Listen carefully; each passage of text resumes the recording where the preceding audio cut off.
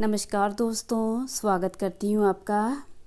शहर में एक चर्चित दुकान पर लस्सी का ऑर्डर देकर हम सब यार दोस्त आराम से बैठकर एक दूसरे की खिंचाई और हंसी मजाक में लगे ही थे कि लगभग 70-75 साल की बुजुर्ग स्त्री पैसे मांगते हुए मेरे सामने हाथ फैलाकर खड़ी हो गई। उनकी कमर झुकी हुई थी, चेहरे की झुर्रियों में भूख तैर रही थी, नेत्र भीतर को धसे हुए थे किंतु सजल थे। उनको देखकर मन में ना जाने क्या आया कि मैंने जेब से सिक्के निकालने के लिए डाला हुआ हाथ वापस खींचते हुए उनसे पूछ लिया, दादी लस्सी पियोगी? मेरी इस बात पर दादी कम अचंभित हुई और मेरे मित्र अधिक, क्योंकि अगर मैं उनको पैसे देता तो बस 5 या 10 रुपए ही देता, लेकिन लस्सी 25 रुपए की एक थी।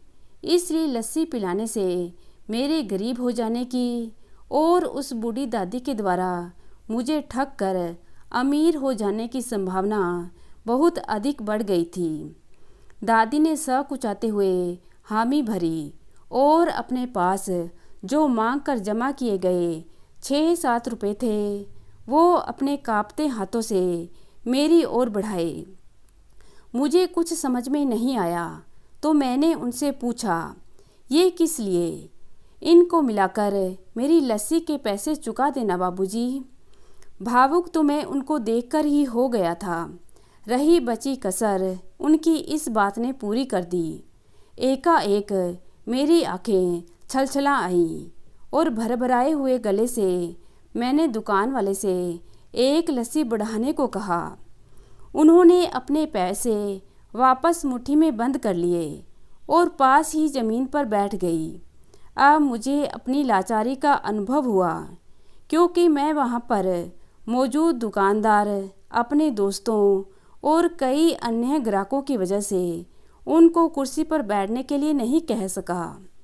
डर था कि कहीं कोई टोक ना दे, कहीं किसी को एक भीख मांगने वाली बूढ़ी महिला को उनके बराबर में बिठाए जाने पर आपत्ति ना हो जाए।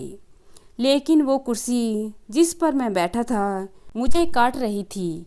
लस्सी कुल्हड़ों में भरकर हम सब मित्रों और बूढ़ी दादी के हाथों में आते ही मैं अपना कुल्हड़ पकड़कर दादी के पास ही ज़मीन पर बैठ गया, क्योंकि ऐसा करने के लिए तो मैं आज़ाद था। इससे किसी को आपत्ति नहीं हो सकती थी।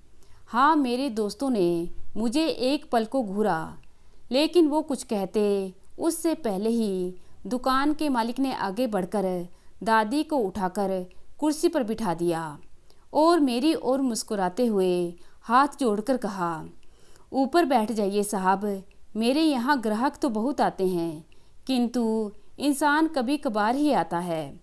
अब सबके हाथों में लस्सी के कुल्हड़ और ओठों पर सहज मुस्कुराहट थी।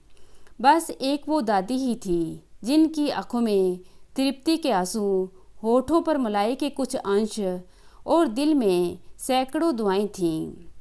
ना जाने क्यों जब कभी हमें 10-20 रुपए किसी भूखे गरीब को देने हैं या उस पर खर्च करने होते हैं तो वो हमें बहुत ज़्यादा लगते हैं।